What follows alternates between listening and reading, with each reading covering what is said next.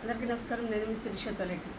పవన్ కళ్యాణ్ గారు పిఠాపురం తన సొంత నియోజకవర్గాన్ని పిఠాపురం నియోజకవర్గాన్ని రాష్ట్రంలోనే కాదు దేశంలోనే ఒక ఆదర్శవంతమైన నియోజకవర్గంగా తీర్చిదిద్దుతాను అని చెప్పారు. చెప్పిన మాట ప్రకారం ఆయన పిఠాపురంలో పలు అభివృద్ధి కార్యక్రమాలను చేపట్టారు. జరిగాయి కూడా.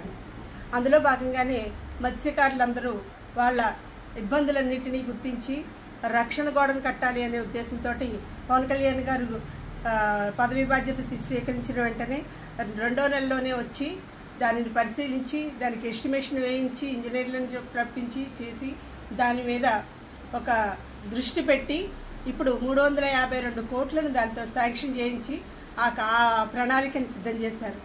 ఇంకా దాని మీద కసరత్తులు చేస్తున్నారు. ప్రస్తుతానికి స్టార్ట్ అవడానికి రెడీగా ఉంది.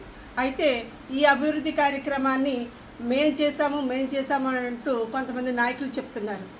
ఆ నాయకులకి సూటిగా ఒకటే ప్రశ్న.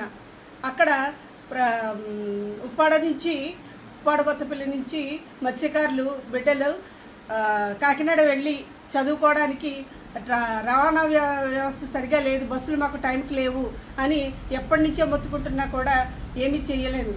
కానీ పవన్ కళ్యాణ్ గారి దృష్టికి వచ్చిన మరునాడే 24 గంటల్లోనే బడి బస్సు అని ఒక ప్రత్యేకమైన బస్సు వేసి విద్యార్థులకి ఇబ్బంది లేకుండా వాళ్ళకి సౌకర్యాన్ని చేకూర్చారు. అట్లాంటి పవన్ కళ్యాణ్ గారి దృష్టికి వచ్చిన ఇదైనా సరే సాధ్యమైనంత త్వరితగతిని అది ఆచరణలోకి వస్తుంది. ఈ విషయం ప్రజలందరికీ తెలుసు.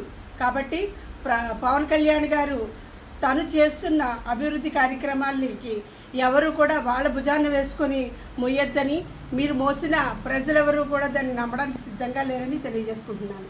జై హింద్, జై జనసేన.